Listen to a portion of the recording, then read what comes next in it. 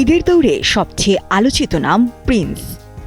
৯০-এর দশকে ঢাকার অপরাধ জগতের পটভূমিতে নির্মিত এই ছবিতে দেখা যাবে গ্যাংস্টার সংস্কৃতির এক অজানা অধ্যায়। পরিচালনায় আবু হায়াত মাহমুদ। শুরুতে হায়দ্রাবাদে শুটিংয়ের পরিকল্পনা থাকলেও শেষ পর্যন্ত বাংলাদেশ ও শ্রীলঙ্কায় ধারণ করা হয়েছে বেশিরভাগ অংশ। এখন শেষ লটের কাজ চলছে কলকাতায়। ছবিতে শাকিব খানের বিপরীতে আছেন কলকাতার জ্যোতির্ময়ী কুণ্ডু ও ঢাকার তাসনিয়া ফারিন। বড় বাজেট, অ্যাকশন আর বিদেশি লোকেশন সব মিলিয়ে প্রিন্সকে ধরা হচ্ছে ঈদের সম্ভাব্য প্রধান আকর্ষণ হিসেবে।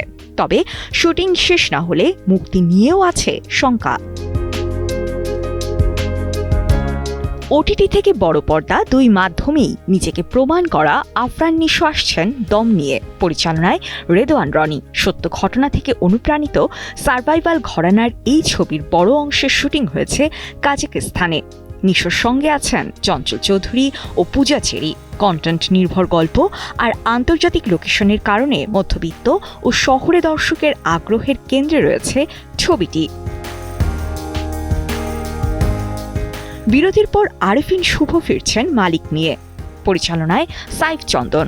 অ্যাকশন ড্রামা ঘরানার এই ছবিতে শুভর বিপরীতে আছেন বিদ্যা সিনহা মিম। অন্যদিকে বরবাদের পর পরিচালক মেহেদী হাসান আনছেন রাক্ষস।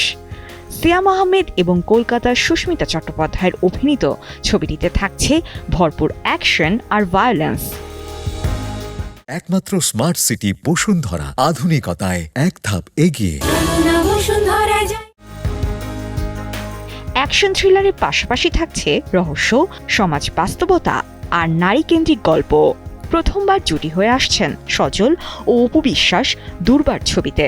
মার্ডার মিস্ট্রি ঘরানার এই ছবিটি পরিচালনা করেছেন কামরুল হাসান ফুয়াদ। অন্যদিকে চট্টগ্রামের এক মর্মান্তিক ঘটনাকে উপজীব্য করে নির্মিত হয়েছে ট্রাইব্যুনাল, যেটি নির্মাণ করেছেন রায়হান খান। অভিনয়ে আদর আজাদ, নুসরত ফারিয়া ও মৌসুমী হামিদ সহ এক ঝাঁক তারকা রয়েছেন। নারীদের মানসিক ও পারিবারিক টানাপোড়েন নিয়ে নির্মিত সিনেমা প্রেসার কুকারও আছে এই তালিকায়।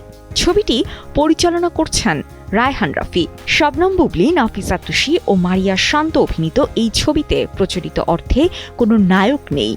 গল্প আবর্তিত হবে নারীদের ঘিরেই।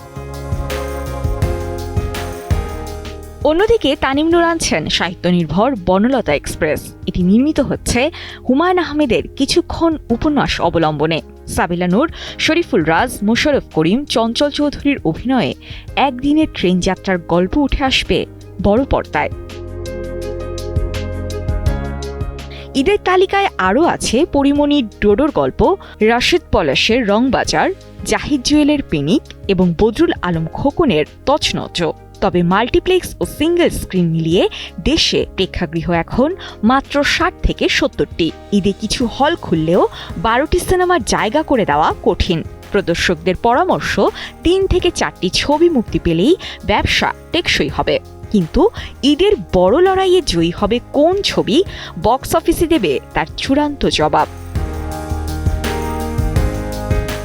সাজিয়া ইসলাম, কালের কণ্ঠ।